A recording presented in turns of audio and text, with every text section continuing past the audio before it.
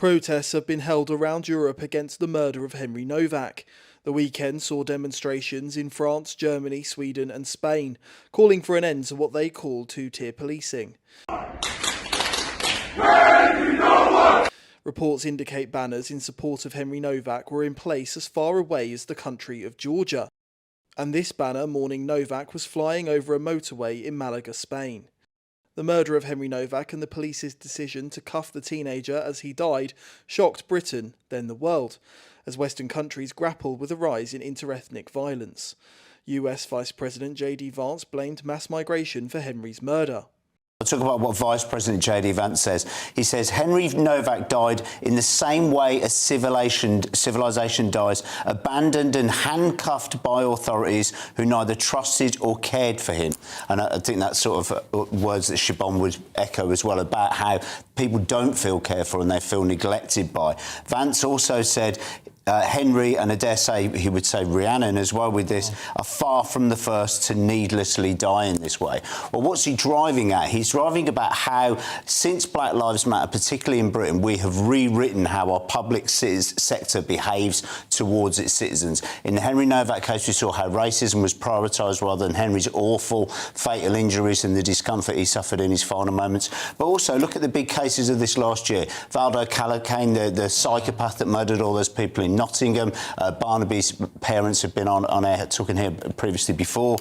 He was partially allowed to wander the streets because mental health did not want to demonise a young black man and put him in mental health care. Axel Rudy Cabana, the Southport monster who killed all those beautiful girls in Southport at the Taylor Swift dance class, he wasn't removed from schools because they didn't want to demonise him as a young black man with a knife when he repeatedly brought a knife into school.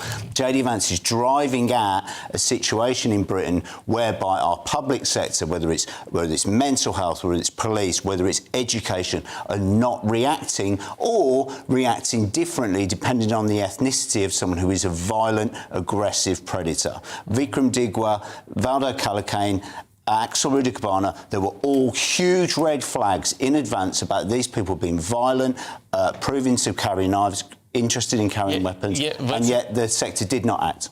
No, but the problem is with this, and this is where the Prime Minister's getting annoyed and talking about division, is the thing that J.D. Vance has blamed it on migration. Now, you can say he's right in terms of a big change in our migration figures has led partly to these change in attitudes. Yeah. But actually the problem is then people assume that all the people who've carried out these attacks are migrants. And no. It's a bit too much of a blunt instrument, isn't it? Yeah, I think in nearly all the cases I just highlighted, all of those men were born in Britain or spent most of their life in Britain. They're products of our public sector and our society. I think what Vance is speaking from an American perspective, where they let in, Biden's government let in 1 million migrants in a year or something, and they're all unvetted. I think also part of this is kickback for Starmer and the way he behaved during Black Lives Matter, throwing huge pressure on the American government. David Lammy was screaming and shouting from this side of the sea about American behaviours, American politics, and now similar things have happened to Starmer's government, and this is a bit of payback. What does it tell you about the political leanings, obviously, of this government, but what does it tell you about the emotional intelligence of the people in Downing Street? Because it seems to me they only come out and say things when there is an enormous public outcry. Yeah. Even going back to the Black Lives Matter, and then them taking the knee because it had gripped the whole world.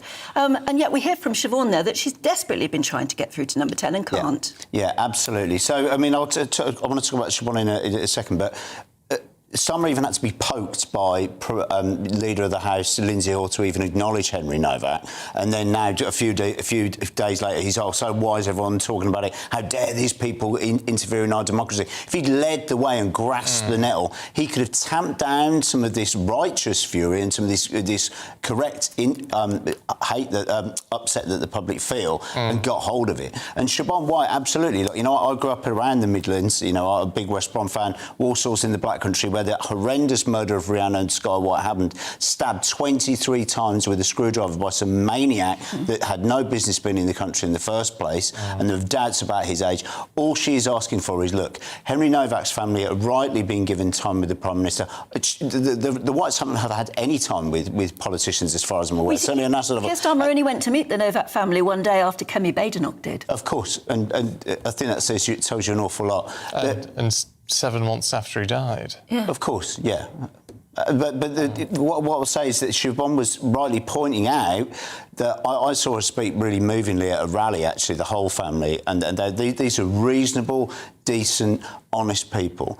And I feel like the government look at the backgrounds of the victims in these cases and they decide whether or not they're politically worthwhile pursuing. And we see them move heaven and earth when they're in opposition about George Floyd and things that happened in a completely different continent. Starmer, Lammy, Sadiq Khan, the whole of that Labour ruling group, and yet they do absolutely nothing when it's here. But the UK government said the US has it wrong. I disagree with JD Vance, and I told him so yesterday on the phone. Now, of course, he wanted to be at pains to offer condolences to the family, and I thanked him for that. But I was clear that the perpetrator of this crime was a young Brit that lied, and now is going to serve time in prison as a result. We have investigations into the policing.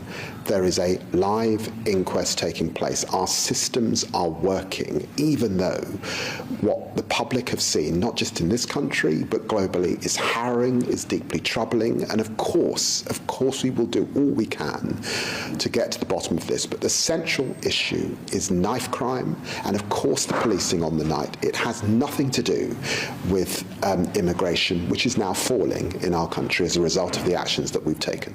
The Vice President has long-standing views about Western values, and of course he put those views to me once again. We've had numerous conversations about that over the years, but it was right for me to push back very strongly on the suggestions he made about mass immigration and crime. The Polish government confirmed this week Henry Nowak was a dual British and Polish citizen. A local reporter in this translated clip accuses the British embassy in Warsaw of removing a tribute to the murdered teenager. Sir, I am making this request because I saw that a few minutes ago, a portrait of a British citizen, which was in front of your embassy building, was taken away by an administrative employee. This portrait was left behind by someone. Well, the situation is serious, of great importance. Is there any way you could return this portrait? Last week, Sir Keir Starmer met with Henry Nowak's family to discuss their hopes for a crackdown on knife crime. Amid an outpouring of grief over his murder, Nowak's sister shared her own tribute on social media.